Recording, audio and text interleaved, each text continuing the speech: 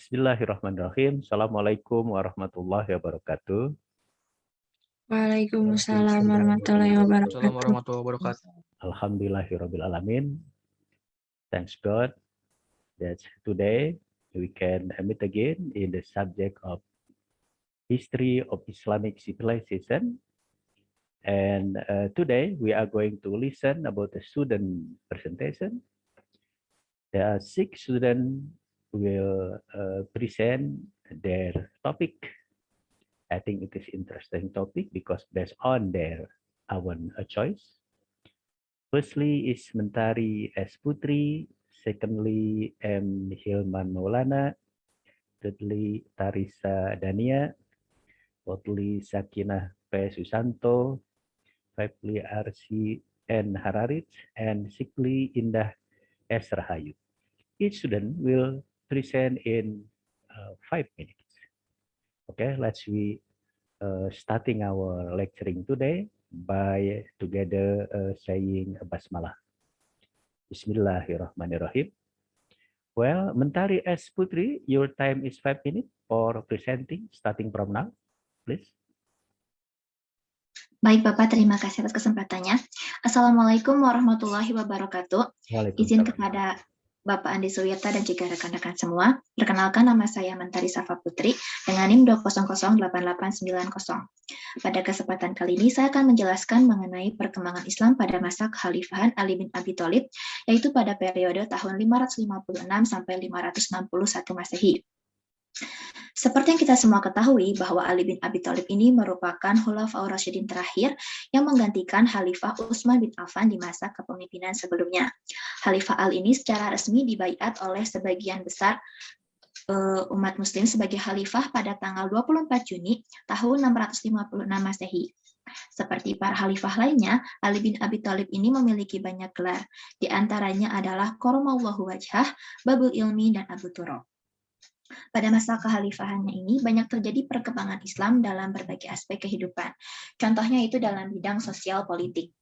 Usaha Khalifah Ali dalam bidang ini contohnya adalah yang pertama, mengganti posisi para gubernur dari masa kekhalifahan Utsman bin Affan. Hal ini didasarkan pada aks dari masyarakat yang terus melakukan pemberontakan yang diakibatkan oleh faktor politik nepotisme yang sempat berkembang di kalangan pejabat tinggi negara pada masa Khalifah Utsman bin Affan. Selain praktik nepotisme, pada masa kekhalifahan Utsman bin Affan juga terjadi pembagian fasilitas dan tanah milik negara di kalangan kerabat dekat khalifah ketika ini.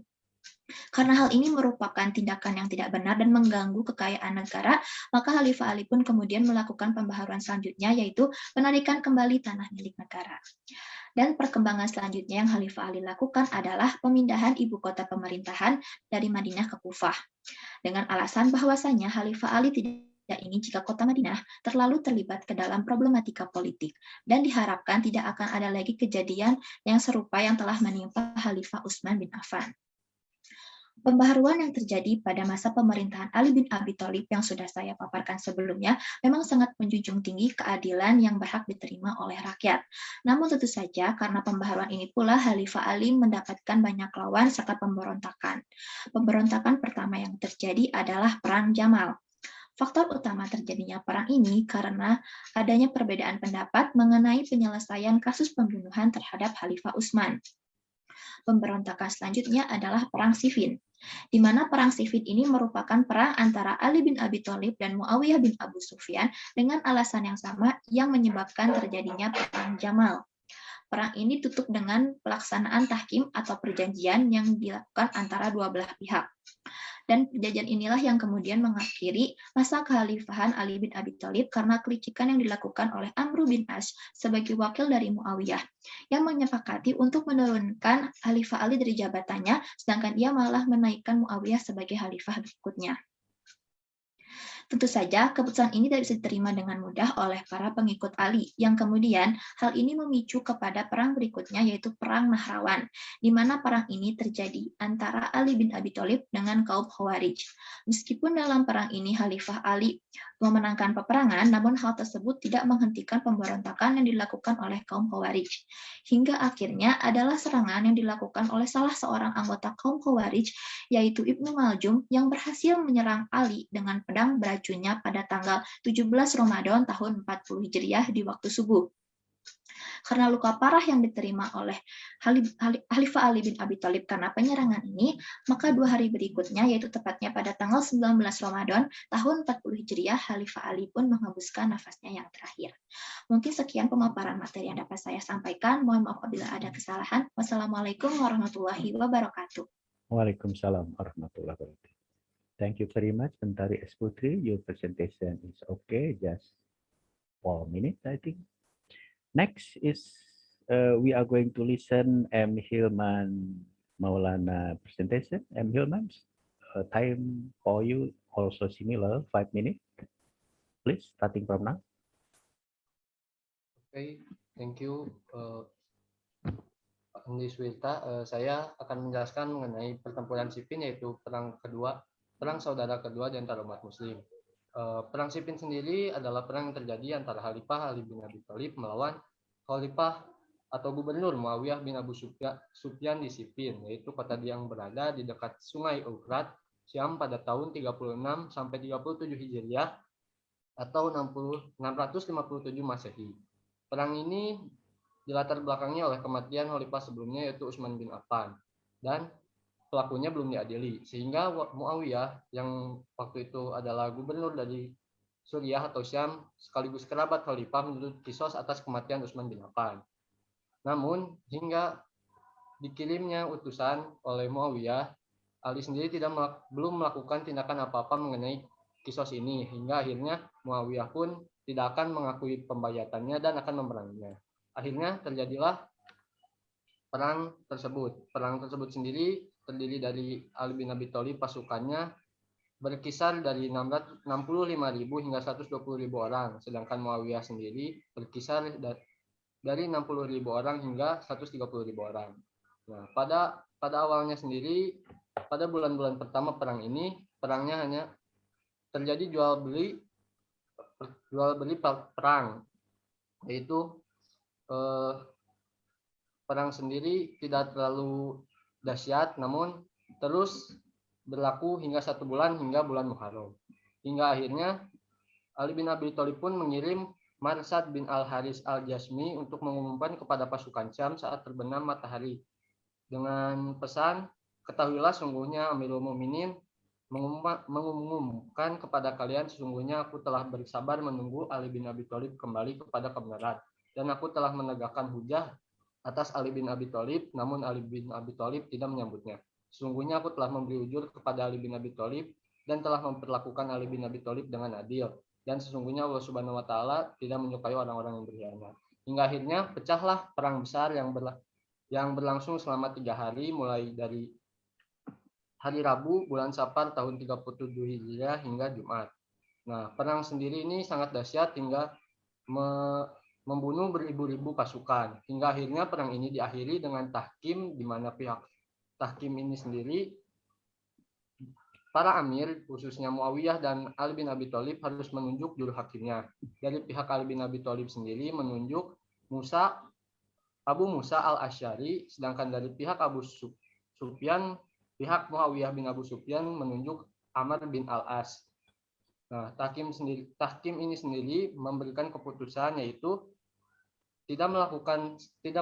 tidak saling menyerang hingga batas waktu yang ditentukan, kemudian mencopot Ali bin Abi Thalib dan Muawiyah sebagai khalifah, dan menyerahkan referendum kepada umat Muslim. Nah, namun pada tahkim ini dimanfaatkan oleh Amr bin As untuk menunjuk Muawiyah sebagai khalifah terpilih untuk menggantikan Utsman bin Affan. Namun Ali bin Abi Thalib sendiri menolak untuk mengakui hal itu hingga wafat oleh kaum Khawarij. Nah, hasil dari perang ini sendiri adalah terbunuhnya masing-masing pasukan. Dari pihak Ali sendiri diprediksi menurut Ibnu Katsir terbunuh 40.000 orang, sedangkan dari pihak Muawiyah 20.000 orang. Kemudian juga berdasar akibat arbitrase ini, muncullah kaum Khawarij yang tidak setuju dengan penerapan arbitrase ini, yang pada nantinya akan membunuh Ali bin Abi Thalib. Sekian presentasi yang dapat saya sampaikan. Terima kasih. Wassalamualaikum warahmatullahi wabarakatuh. Waalaikumsalam. Thank you very much. And Hilman Maulana, your presentation also okay, just 4 minutes. Okay, next presentation we are going to listen from Tarisa Dania. Tarisa, your time also similar, 5 minutes, starting from now. Terima kasih Bapak. Saya Tarisa Dania. Di sini saya akan menjelaskan tentang peran Ali bin Abi Thalib terhadap penentuan tanggal Hijriah. Selepas Rasulullah wafat, Abu Bakar menjadi khalifah pertama. Setelah terbunuhnya Utsman bin Affan, Ali diangkat menjadi khalifah. Namun keadaan politik pada masa Khalifah Ali mengalami kegentingan. Dan terjadi perang Siffin diikuti fitnah seputar kematian Utsman bin Affan.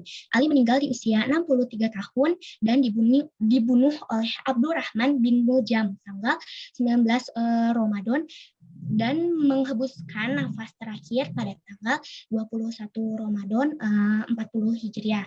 Selanjutnya kekhalifahan dipegang turun-temurun oleh keluarga Bani Umayyah dengan khalifah pertama Muawiyah.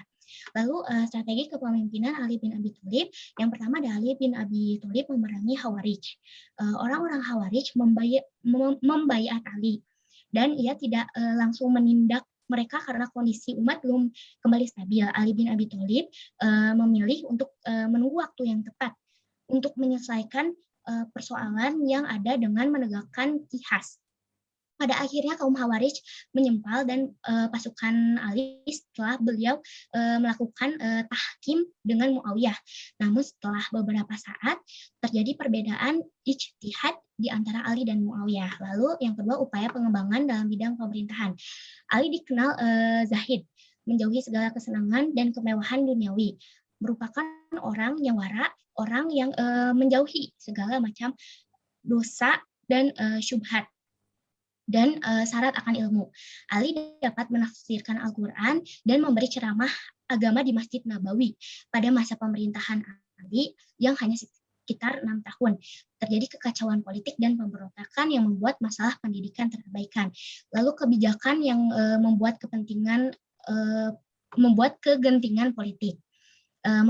Yang pertama, memecat gubernur yang diangkat oleh khalifah sebelumnya, menarik hasil tanah yang sebelumnya dihadiahkan oleh Utsman kepada penduduk, terjadi salah paham antara Ali dan Aisyah binti Abu Bakar, terjadi perang Jamal dan perang Siffin.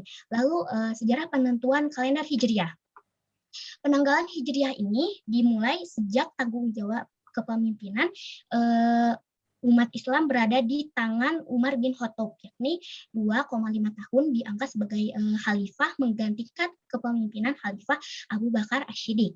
Pada suatu saat terdapat persoalan yang menyangkut sebuah dokumen pengangkatan Abu Musa al-Asy'ari sebagai gubernur di Basrah yang terjadi pada bulan Sya'ban. Muncul pertanyaan, bulan Sya'ban yang mana? Selain itu, ketika Abu Musa al-Asy'ari menjadi gubernur, ia menerima surat dari Khalifah Umar bin Khattab, tapi suratnya itu tanpa ada nomor bilangan tahunnya. Dan itu sering terjadi setiap Khalifah Umar mengirim surat hanya ada tanggal 2 bulan saja dan bulan saja tanpa ada bilangan tahun. Sementara itu sebuah surat yang tanpa ada catatan tahunnya akan bermasalah dan menjadi persoalan serius jika diarsipkan ke dalam administrasi kenegaraan. Oleh sebab itu Umar bin Khattab memanggil beberapa orang sahabat terkemuka guna membahas persoalan tersebut. Salah satunya adalah Ali bin Abi Thalib, menantu Rasulullah, yang menyarankan agar Umar menjadikan peristiwa Hijriah sebagai tahun pertama lantaran diketahui banyak orang. Umar pun sepakat dengan ide brilian Ali. Lalu akhirnya ditetapkan tahun pertama Hijriah, yaitu ketika Rasulullah hijrah dari Mekah ke Madinah. Pertimbangannya, hijrah merupakan peristiwa besar yang semua orang mengetahuinya. Selain itu, hijrah membawa perubahan besar bagi umat Islam. Umar juga menetapkan Muharram sebagai bulan pembuka tahun, alasannya agar tidak merombak urutan bulan yang sudah baku kala itu. Setelah semua proses selesai, Umar memberlakukan kalender Hijriah pada tahun ke-16 usai Hijriah. Kala itu Umar sudah 2 tahun diangkat sebagai khalifah. Sekian penjelasan dari saya. Mohon maaf bila ada kesalahan. Wassalamualaikum warahmatullahi wabarakatuh. Waalaikumsalam warahmatullahi wabarakatuh. Thank you very much, Teresa Dania. Your presentation also okay, just 4 minutes. Next presentation from Sakina P. Susanto. Sakina, your time also similar, 5 minutes, starting from now. Oke, thank you sir for the opportunity. Assalamualaikum warahmatullahi wabarakatuh. Waalaikumsalam. Perkenalkan, nama saya Sakina Putri Susanto. Di sini saya akan memaparkan tentang pemberontakan Khawarij. Pemberontakan Khawarij merupakan pemberontakan secara besar-besaran dari kaum Khawarij terhadap kekhalifahan Abbasiyah antara tahun 866 sampai 896 Masehi. Berpusat di Kabupaten Mosul, Diyar Robiah di Provinsi Al-Jazirah, yaitu Mesopotamia atas. Pemberontakan ini berlangsung selama kurang lebih 30 tahun, meskipun berbagai upaya oleh pemerintah pusat dan pemerintah provinsi untuk memadamkan pemberontakan itu tetapi sangat sulit untuk ditumpas. Khawarij adalah kelompok yang terbentuk di periode awal wafatnya Nabi Muhammad SAW dan memberi banyak pengaruh terhadap gerakan ekstrem Islam. Keberadaan mereka dianggap sempat mengubah potret ajaran Islam yang penuh toleransi menjadi wajah yang intoleran dan penuh kebencian terhadap sesama. Cikal bakal golongan ini bermula ketika perpecahan internal kaum muslimin setelah pembunuhan Khalifah Utsman. Saat itu secara umum umat Islam terbagi dua, yaitu menjadi kubu Ali dan kubu Ali bin Abi Thalib, sang khalifah keempat pengganti Utsman, dan kubu oposisi yaitu terdiri dari kelompok Aisyah istri Nabi Muhammad SAW dan kelompok Muawiyah bin Abi Sufyan. Kelompok Aisyah sempat bentrok dengan pemerintahan Khalifah Ali dalam Perang Jamal yang berakhir dengan kemenangan pihak Ali. Selanjutnya, kubu Muawiyah menjadi penantang berikutnya di Perang Saudara yang dikenal dengan nama Perang Siffin. Nah, Perang Jamal sendiri itu adalah perang unta di wilayah Basra, Irak pada tahun 656 Masehi. Pemicu utama dari perang ini tuh adalah adanya adu domba oleh seseorang yang tidak bertanggung jawab pada pasukan Ali bin Abi Thalib dengan pasukan yang berpihak kepada Aisyah. Perbedaan pendapat antara Ali bin Abi Thalib dengan Muawiyah mengenai masalah qisas terhadap pembunuh Utsman adalah penyebab terjadinya perang Siffin antara Ali dengan Muawiyah. Pada akhir perang Siffin, diadakan arbitrase atau yang disebut dengan tahkim atau cara penyelesaian masalah di luar pengadilan antara kedua kubu yang bertikai. Hasil dari arbitrase ini memenangkan pihak Muawiyah sehingga diangkatlah Muawiyah sebagai khalifah selanjutnya. Nah, ketidakpuasan atas adanya tahkim antara Ali dan Muawiyah ini telah menyulut bagian dari tentara Ali untuk memisahkan diri dan melakukan pemberontakan.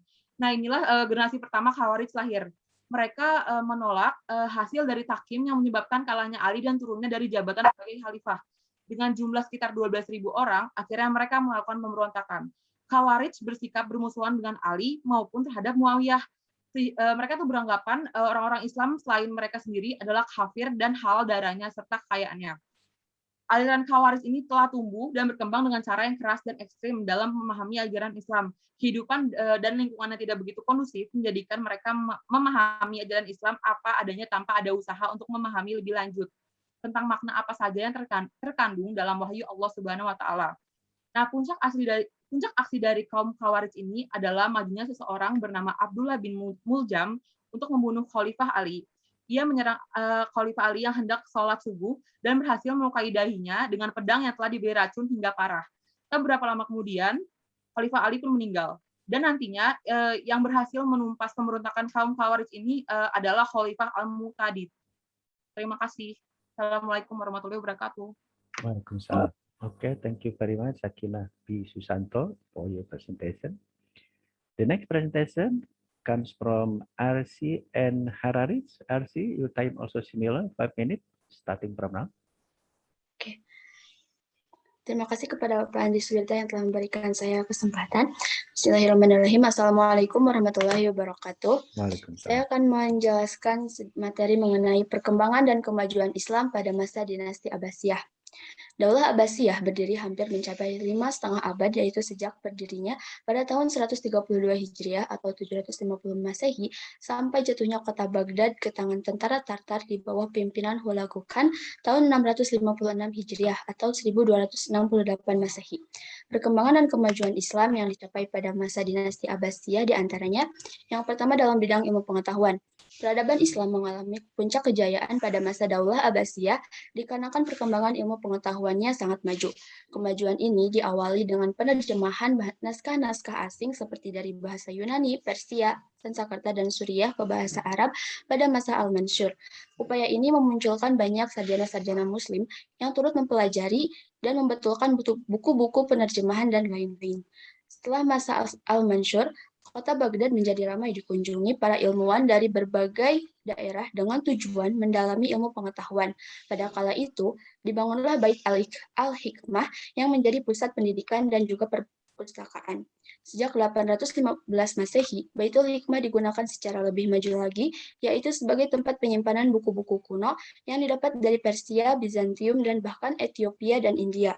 Bersamaan dengan hal-hal tersebut, berdiri pula beberapa lembaga-lembaga pendidikan Islam pada masa dinasti Abbasiyah, di antaranya Kutab, yaitu tempat belajar menulis dan membaca bagi anak-anak. Lalu pendidikan rendah di istana, rumah-rumah para ulama, dan juga ada Badiyah, yaitu tempat belajar bahasa Arab dan syair-syair. Yang kedua dalam bidang politik dan pemerintahan.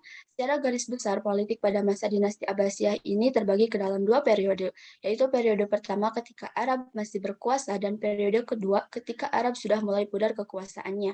Pada masa dinasti ini, khalifah dibantu oleh wazir dan diwan-diwan yang lebih banyak jumlahnya jika dibandingkan pada masa dinasti Umayyah. Kemudian selanjutnya dalam bidang wilayah dan pertahanan. Wilayah negara pada masa dinasti Abbasiyah terbagi ke dalam beberapa provinsi yang diperintah oleh gubernur atau amir. Sementara itu, pertahanan pada masa dinasti Abbasiyah dibentuk pasukan angkatan darat dan juga angkatan laut. Selanjutnya dalam bidang perekonomian, perdagangan dan industri pada masa ini berkembang pesat. Dalam sektor pertanian, ada sistem irigasi sehingga hasil gandum, beras, kurma, dan minyak zaitun bertambah. Begitu pula di hasil pertambangan seperti emas, perak, tembaga, dan besi juga bertambah. Beberapa pelabuhan juga didirikan untuk menunjang perdagangan antar daerah timur dan barat. Salah satu pelabuhan yang paling ramai adalah Pelabuhan Basrah. Yang terakhir adalah dalam kesenian dan kebudayaan. Sumber inspirasi kesenian Islam berawal dari masjid, Al-Quran, dan pelaksanaan ibadah menurut syariat Islam. Dari masjid, melahirkan berbagai cabang kesenian, seperti seni bangunan atau arsitektur, seni dekorasi, dan seni pahat. Dalam pelaksanaan ibadah, melahirkan seni suara, seperti seni suara yaitu azan, gaya busana, dan lain-lain. Dalam Al-Quran, lahir berbagai cabang kesenian dan ilmu pengetahuan seperti seni kaligrafi, seni sastra, seni suara, dan berbagai cabang ilmu pengetahuan yang terkandung dalam ayat-ayat Al-Quran ini yang menjelaskan misteri alam sehingga mendorong para cendekiawan dan ulama untuk mengkaji alam semesta sesuai disiplin ilmunya. Sekian presentasi dari saya. Terima kasih. Wassalamualaikum warahmatullahi wabarakatuh. Waalaikumsalam warahmatullahi wabarakatuh. Thank you very much, Arsi and Hanaris. Your presentation just 3 minutes. The last presentation is Indah S. Rahayu. Indah S. Rahayu, your time also similar 5 minutes, please, starting from now. Bismillahirrahmanirrahim. Terima kasih sebelumnya kepada Bapak Andi Swirta. Assalamualaikum warahmatullahi wabarakatuh. Di sini saya akan menjelaskan materi mengenai dinasti Umayyah di Damaskus pada tahun 661 sampai 350 Masehi. Nah, materi yang akan saya jelaskan itu terbagi menjadi 4 submateri. Yang pertama mengenai sejarah, kedua kekhalifahan, ketiga kejayaan, dan terakhir ada masa keruntuhan. Yang pertama, masa sejarah. Pada masa pra-Islam, ada 2 kaum yang bersaing untuk menduduki kursi kepemimpinan, yaitu Bani Umayyah dan Bani Hashim. Keduanya memiliki kelebihan masing-masing yang tentunya berbeda satu sama lain. Bani Umayyah memiliki kelebihan dalam bidang perekonomian, sedangkan Bani Hashim justru sebaliknya. Ia kurang dalam bidang perekonomian, namun memiliki kelebihan karena Rasulullah merupakan keturunan dan juga bagian dari Bani Hashim. Sehingga pada masa Islam mulai berkembang, Bani Umayyah merasa kekuasaannya dalam perekonomian terancam karena Bani Hashim mendapatkan banyak pengikut. Dengan demikian, Bani Umayyah menjadi pihak yang selalu menentang perjuangan dari Bani Hashim. Namun Abu Sufyan bin Harb yang merupakan jenderal dalam beberapa peperangan akhirnya menyerah karena Islam semakin kuat dan berhasil merebut Mekah. Hal tersebut menyebabkan Muawiyah yang merupakan keturunan dari Abu Sufyan memeluk Islam dan membentuk dinasti Umayyah. Kemudian submateri yang kedua ialah khalifah. Selama dinasti Umayyah di Damaskus berdiri, yaitu kurang lebih selama 90 tahun, memiliki 14 khalifah yang menjadi pemimpin, dimulai dari Muawiyah yaitu Muawiyah bin Abi Sufyan, kemudian Yazid bin Muawiyah, lalu Muawiyah bin Yazid, kemudian ada Marwan bin Hakam, ada Abdul Malik bin Marwan, Al-Walid bin Abdul Malik, Sulaiman bin Abdul Malik, Umar bin Abdul Aziz, Yazid bin Abdul Malik, Hisham bin Abdul Malik, Al-Walid bin Yazid, Yazid bin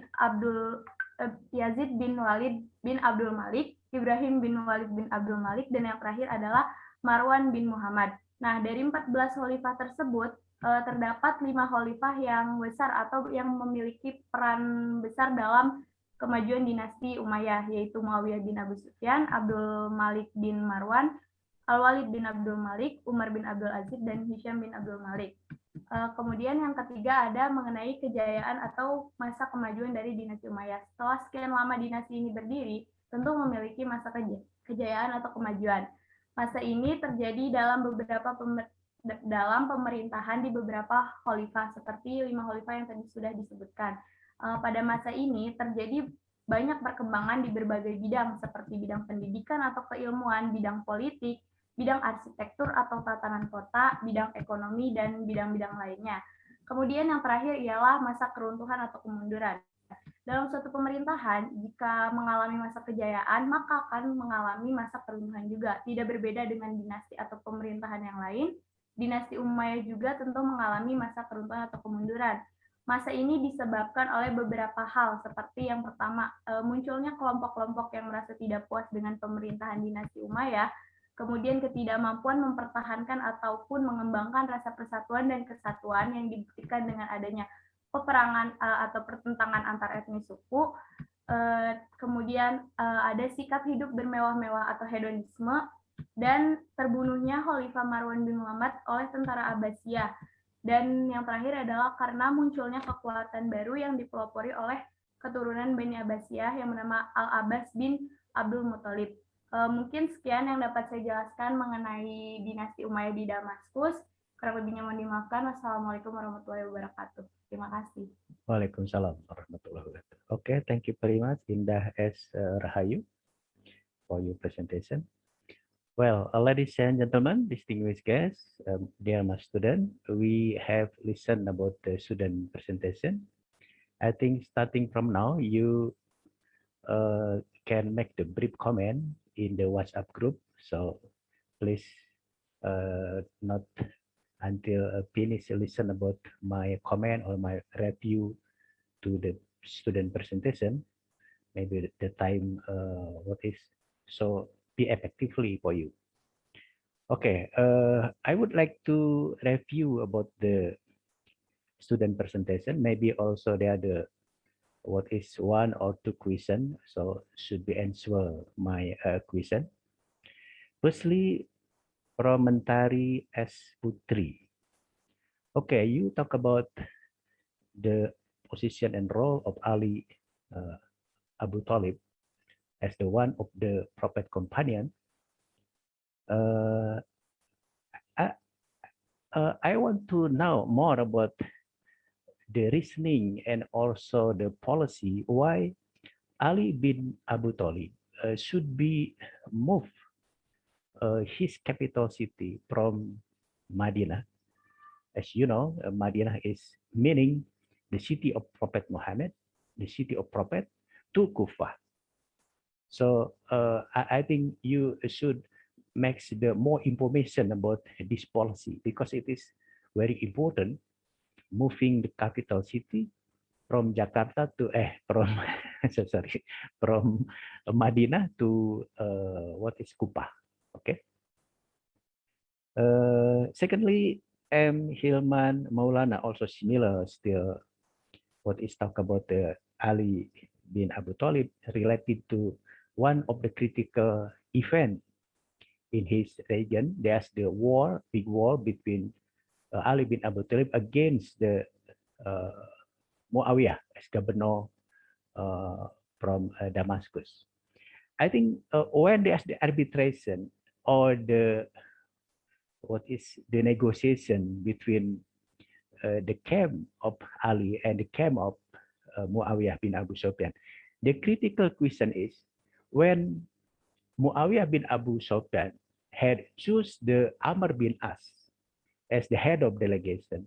Meanwhile, Ali bin Abu Talib choose the Abu Musa al-Ashari as the head of delegation. The question is, what reasoning, what the consideration, so that Ali finally decided to choose the Abu Musa al-Ashari as the head of delegation, as the representative from Ali camp. I think it is very important to what is explained to us about the Ali decision for the Abu Musa al-Ashari. Thirdly, Tarisa Dania, you also similar, still talk about Ali bin Abu Talib. I want to know about if you talk about the biography of Ali bin Abu Talib, maybe you know what the kind of authoritative biography talk about the Ali bin Abu Talib with the proportional perspective, a balanced perspective, not biased, such as the biography of Ali Abu Talib written by Shia Majab, for example, Shia school of thought, for example. So we know what kind of biography. Maybe you know about the kind of biography written by someone, historian or others, about the Ali bin Abu Talib. Okay, next, Sakinah P. Susanto, about the Khawarij rebellion. Okay, I think it is very interesting to note here that you said in the time of Abbasid period, there's the what is critical rebellion organized by Khawarij. But the critical question is, why this rebellion should be suppressed by the Abbasid dynasty, and the Khawarij rebellion is not succeed, but what is banned, suppressed by what is Abbasid dynasty. So please, maybe you have many information why this rebellion organized by Khawarij is not succeed against the Abbasid dynasty. Okay. Next, Arsa and Hararit about the Abbasid dynasty. I think you should explaining about the keyword I would like to mention, particularly in the time of Khalid al-Ma'mun. There's the terminology such as Baitul Hikmah, and then Mu'tazilah, and then Mihnah. Okay, Baitul Hikmah, Mu'tazilah, and Mihnah. What that's meaning? Maybe you can explanation about three key terminologies: Baitul Hikmah, Mu'tazilah, and Mihnah. Okay. The last is for Indah S. Rahayu about the Umayyad dynasty. I think about the what is step down of Umayyad dynasty. There's also a specific terminology, what we call as the Maula group, or Maula what is a camp, and so on. Maybe you know why Maula problem become one of the critical factors so that the Umayyad dynasty in Damascus in Syria becomes what is down and collapse, succeeded by Abbasid dynasty. Okay, I think I have what is makes the short question to my student. I would like to give opportunity to answer my question. Firstly, to Mentari S. Putri. Mentari S. Putri, could you answer my question, please? Baik Bapak, saya akan menjawab pertanyaan yang telah diberikan kepada Bapak terkait dengan mengapa ibu kota pemerintahan harus dipindahkan dari Madinah ke Kufah. Nah, sepengetahuan saya itu sendiri, pemindahan ibu kota dari Madinah ke Kufah itu berlangsung pada tahun 36 Hijriah, tepatnya pada Masehinya itu 658 Masehi. Khalifah Ali memindahkan ibu kota pemerintahan dari Madinah ke Kufah ditujukan agar kota Madinah itu sendiri tidak terlalu terlibat dalam permasalahan politik. Karena pada awal pemerintahan Ali, kota Madinah itu sangat tidak kondusif secara politik dan juga sosial. Fitnah merebak dan masih berkaitan dengan kasus pembunuhan dari Khalifah Utsman bin Affan. Juga terkait dengan politik nepotisme yang merebak dan itu membuat pemberontakan dari rakyat semakin memparparah. Dan juga pada saat kasus pembunuhan Khalifah Utsman bin Affan, saat itu Madinah juga sempat dikuasai oleh para pemberontak. Bahkan pemakaman dari Khalifah Utsman bin Affan pun diundur hingga harus bisa dilaksanakan setelah 3 hari kemudian. Khalifah Ali tidak menghendaki jika peristiwa yang telah menimpa Khalifah Utsman bin Affan itu terjadi kembali dan menodai kota suci Madinah itu sendiri. Selain itu, pembangunan kota Kufah juga ditujukan sebagai basis pertahanan Ali bin Abi Thalib dari para pemberontak seperti Muawiyah bin Abu Sufyan yang pusat pergerakannya dekat dengan wilayah pemerintahan Ali bin Abi Thalib. Mungkin seperti itu Bapak jawaban dari saya. Okay, Mentari Esputi, do you know the meaning of Madinah? The meaning of Madinah, do you know?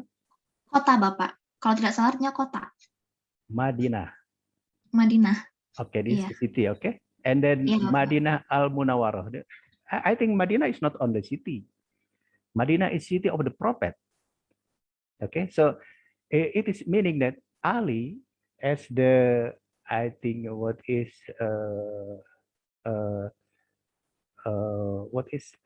very close relationship with the Prophet Muhammad, and Ali also what is I think should be appreciated about the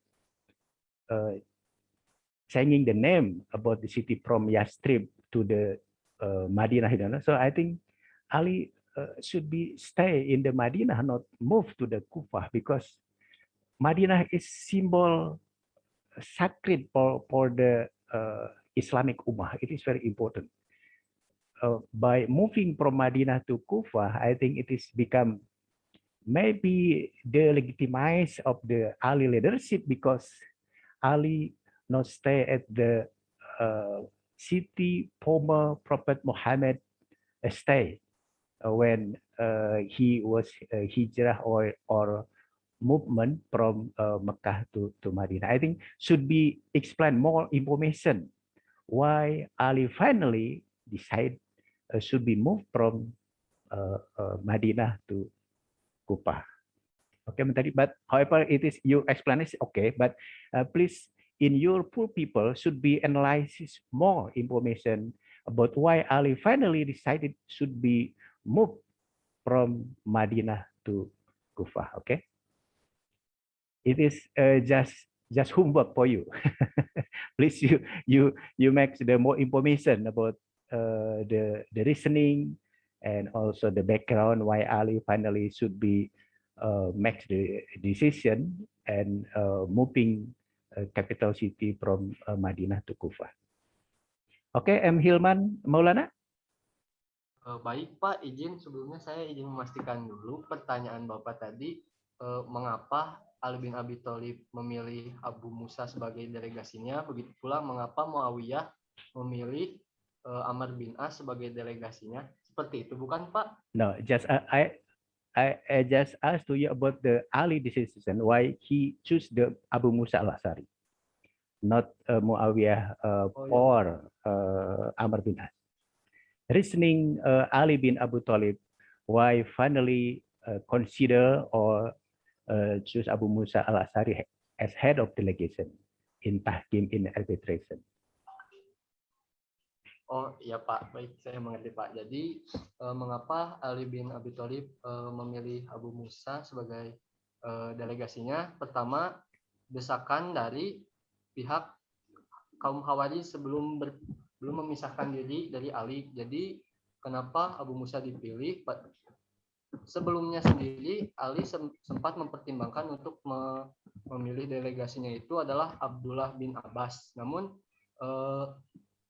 Khalid sendiri lebih memilih Abu Musa karena Abu Musa sendiri sudah tua dan sangat baik hati. Jadi supaya bisa menjalankan perundingannya dengan damai. Jadi jatuhlah pilihannya ke Abu Musa al-Asy'ari seperti itu, Pak. Okay, Ms. Hilman, you know what the consequence when Ali finally decide Abu Musa al-Asy'ari as head of delegation? I think I agree with your opinion. Abu Musa is old man, wise man, but in political game, I think the wise man, the old man is bad condition. So it is the political game, not about the what is lomba kebaikan akhlak. Because of that, in the arbitration, in the negotiation between Amr bin As, I think it's the what is political leaders, sophisticated in tactic and strategy, not only in the war but also in diplomacy. Because of that, head of delegation of Ali become surrender to the delegation of Umayyah. And what the consequence? Khawarij ourselves who what is consider that Abu Musa should become the head of delegation, not satisfied with the Ali decision. I think it is the internal conflict finally between Ali bin Abu Talib and his follower oneself, because the performance and the result of arbitration of Abu Musa al-Asy'ari. Okay, so please you should make more analysis or deep analysis why Ali consider and decided Abu Musa al-Asy'ari as head of delegation in the arbitration in your paper. Okay. Okay, next Risa Dania. Baik Bapak, sebelumnya saya mau memastikan apakah benar pertanyaan Bapak itu biografi Ali bin Abi Thalib, tapi dalam perspektif netral, begitu ya Pak?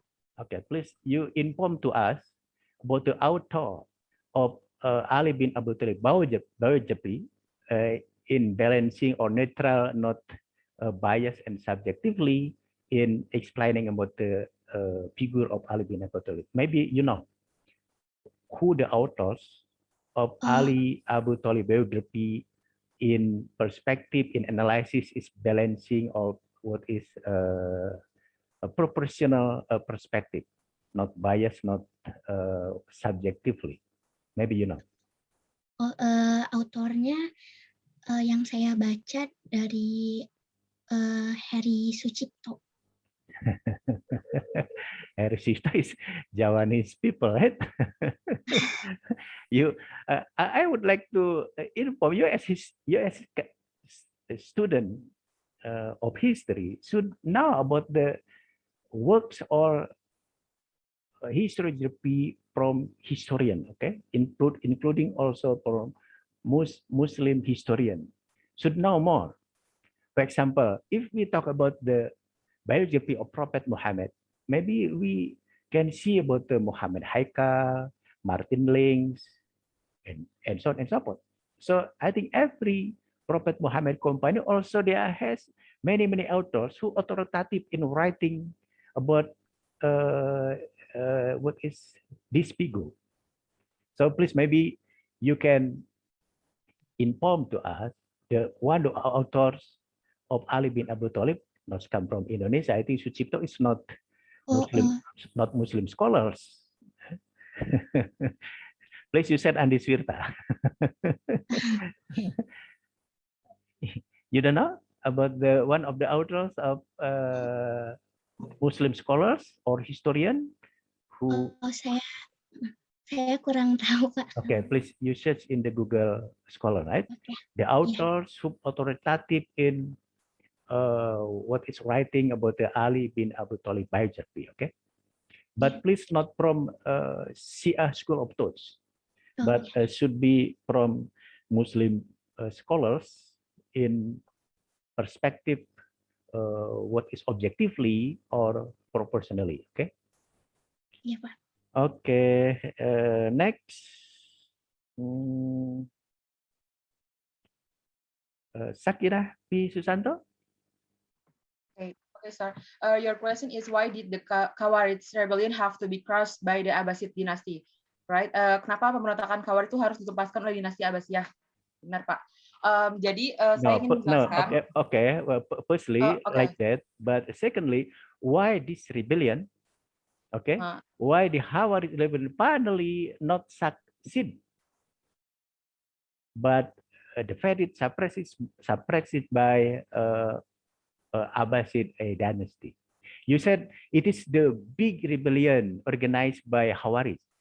Yes. If big rebellion should be success, but it is not succeed. On the contrary, suppressed or banned by jadi kenapa tidak ini ya Pak, tidak sukses gitu? Actually, right. Okay, please. Oh, kalau yang saya baca itu kan Khawarij kan muncul pada saat pemerintahannya Ali, disebabkan kecewaan terhadap Ali kan Pak. Nah itu dikarenakan pada saat itu pemimpinnya pun dibunuh kan oleh kaum Khawarij tersendiri itu. Nah pada saat itu juga telah terjadi kekacauan yang sangat besar gitu loh Pak. Jadinya dinasti Abbasiyah ini kan juga terpecah belah jadinya kan oleh kemunculan si kaum Khawarij ini. Jadinya karena itu mungkin kurangnya persiapan dan juga kurangnya kekuatan juga untuk melawan pemberontakan Khawarij ini. Karena pemberontakan Khawarij ini tuh semakin besar gitu Pak. Nah karena itu juga puncak aksinya mereka itu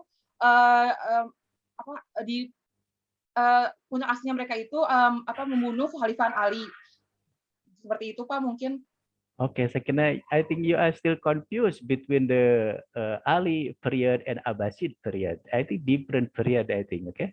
So please you explain to your people, because you said that Khawarij rebellion is very critical in the time of Abbasid period. Abbasid period, I think in 8th century.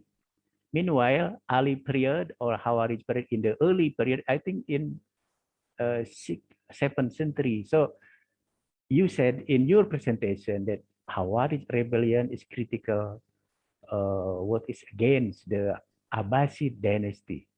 If the big rebellion should be succeed, but actually in that time, the Khawarij rebellion suppressed by Abbasid dynasty. Please you should be read more information about the history of Abbasid dynasty, Khawarij movement, and so on.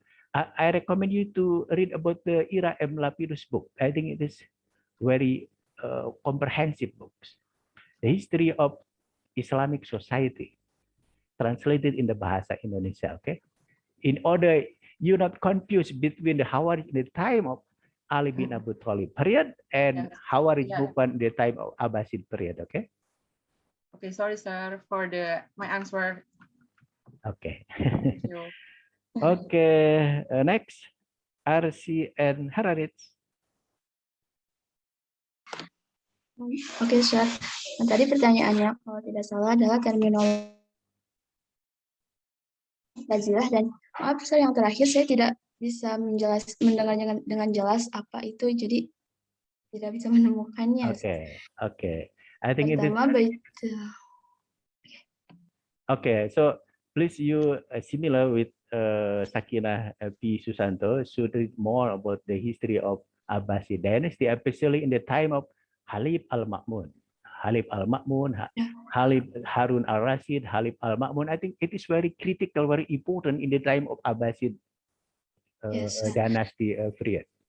Because Bait al-Hikmah, Mihna, Mu'tazilah, I think it is the what is ideology or the school of thoughts in the time of Abbasid dynasty in which this discourse and this what is school of thought will become the mind thinking for the Abbasid dynasty, and then this Abbasid dynasty makes the success in his history, particularly in the science and technology. Okay, so I want to answer about Baitul Hikmah. Baitul Hikmah adalah perpustakaan dan pusat penerjemahan semasa era Kerajaan Abbasiyah. Ini didirikan pada masa Al-Ma'mun yang meneruskan perjuangan ayahnya pada saat itu. Baitul Hikmah ini dianggap sebagai pusat intelektual dan keilmuan semasa zaman kegemilangan Islam. Lalu Mu'tazilah ini adalah aliran filsafat yang dihasilkan setelah adanya Baitul Hikmah ini. Jadi pada saat itu ada segolongan orang yang mempunyai pemikiran bahwa Islam ini mereka berpikiran dalam Islam yang terkenal dengan sifat rasional dan liberal. Jadi ciri utama yang membedakan pemikiran ini dari pemikiran teologi Islam lainnya adalah pandangannya yang lebih banyak menggunakan dalil akal, sehingga sering disebut sebagai aliran rasionalis Islam. Untuk yang saya tidak menemukannya. Sorry. Okay, please you read about the Ira-M Lapidus book, okay, and also other book related to the Abbasid dynasty history, okay, because Mihnah is acquisition or what is maybe should be corroboration and so on to someone in order each citizen or each people in Abbasid dynasty should have the Mu'tazilah ideology, Mu'tazilah of thinking. If someone not rational in thinking, should be punished by the Al-Ma'mun or by the Khalif from Abbasid dynasty. So I think acquisition Mihnah is like the what is in Indonesian language is pengadilan. Someone who not have rational in paradigm and so on should be suppressed and what is maybe sending to jail by the Al-Ma'mun or by Khalif of Abbasid dynasty. Please you read more about this 3K concept, Bait al-Hikmah, and then Mu'tazilah and Mihnah. I think it is very important for you to know more about the characteristic of the Abbasid dynasty. Okay. Okay, the last is the Indah S. Rahayu. Indah? Iya, izin dulu Bapak, sebelumnya izin mengkonfirmasi. Tadi Bapak menanyakan mengenai kemunduran dari dinasti Umayyah dan kelompok dari kaum Mawali serta permasalahan dari kaum Mawali itu sendiri terhadap Bani Umayyah. Apa betul seperti itu, Bapak? Okay, I mean, could you explain it to us why the Mawali problem it is become one of the critical factors in which the Umayyad dynasty become step down, or what is replaced finally by the Abbasid dynasty. Okay, please, you explaining why the Mawali become the critical problem for the Umayyad dynasty, and finally Umayyad dynasty step down from her administration, replaced it by the Abbasid dynasty. Ya, baik Bapak. Sebelumnya di sini saya akan menjelaskan dulu ya. Jadi kalau kelompok Mawali atau kaum Mawali itu yang saya baca itu merupakan sebutan untuk golongan Muslim non-Arab ataupun Arab Muslim yang baru memasuki Islam. Nah, biasanya mereka itu merupakan golongan dari warga Yunani, Persia, Mesir, Afrika ataupun Yahudi. Nah, kenapa kelompok Mawali menjadi salah satu penyebab dari kemunduran dinasti Umayyah? Seperti yang tadi sudah dijelaskan bahwa salah satu kemunduran dari dinasti Umayyah sendiri adalah munculnya kelompok-kelompok yang merasa tidak puas dengan pemerintahan dari dinasti Umayyah yang mungkin pemerintahannya tuh bersifat mewah-mewahan atau hedonisme. Nah, kemudian di Bani Umayyah juga memiliki sifat kearaban yang sangat kental atau yang sangat kuat, sehingga sebagian dari khalifahnya itu sangat fanatik terhadap bangsa-bangsa Arab ataupun bahasa Arab yang digunakan oleh Bani Umayyah sendiri. Nah, mereka tuh karena mereka memiliki kearaban yang sangat kental, jadi mereka tuh memandang rendah kaum-kaum Mawali atau orang-orang yang non-Arab. Nah, sehingga kaum Mawali itu menjadi salah satu kelompok yang menyebabkan kemunduran dari dinasti Umayyah itu sendiri. Mungkin seperti itu, Bapak. Okay, thank you very much, Indah. Indah, what kind of book did you read about the Mawali what is group? What the title, book, or article about the Mawali group? Maybe you have done or you have read about the article or the book. What the title? What the book? Saya baca dari jurnal yang judulnya sebentar lupa. I think okay. Please, as I have mentioned also to others, you should read about the Ira M. Lapidus book. Okay, about so Mawali is not Arab and Muslim. Mawali is non-Arab and he Muslim. As you know that the area of Umayyad dynasty is not only in the Middle East, but also from Spain in the west and India in the east and the central. So there's many. It is the multi-ethnic, multi-nation entity in the time of Umayyad dynasty. Because of that, the policy of Umayyad dynasty should be inclusive, not exclusive, just Arab ethnic, Arab nation. It is because this is the dynasty in which her region is multi-ethnic from the west to east. So the policy in administration just a priority in the Arab ethnic, I think it is the wrong policy, not good in policy. It is one of the critical factor why finally Umayyad dynasty was not preferable by the multi-ethnic entity in Umayyad administration.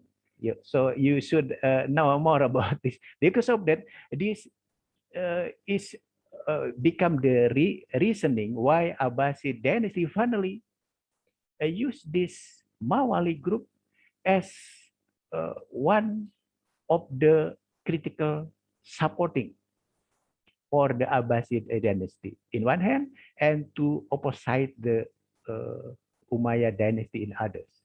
Okay, so please you read about the Ira M. Lapidus book and others books related to the last time of the last period of the Umayyad dynasty and early period of the Abbasid dynasty related to the Mawali group or Mawali what is political entity in that time. Oke, Indah Esrahayu. Oke, Bapak. Mohon maaf sebelumnya karena tadi ada kesalahan. Oke, well, ladies and gentlemen, my student, we have listened and also what is I have also mixed the conversation with the student presentation. I think our lecturing today is enough, and we will switch to the WhatsApp group to see also the brief comment from other students who not yet presentation about their people. Let's be ending our lecturing today by saying together Hamdalah. Alhamdulillahirabbil alamin. Thank you very much. See you in the next week. with the different presenter from the student. Thank you very much. Wassalamualaikum warahmatullahi wabarakatuh. Waalaikumsalam warahmatullahi wabarakatuh. Terima kasih Thank you, Bapak. sir. Waalaikumsalam, Pak. Okay, you can leave from this Zoom meeting.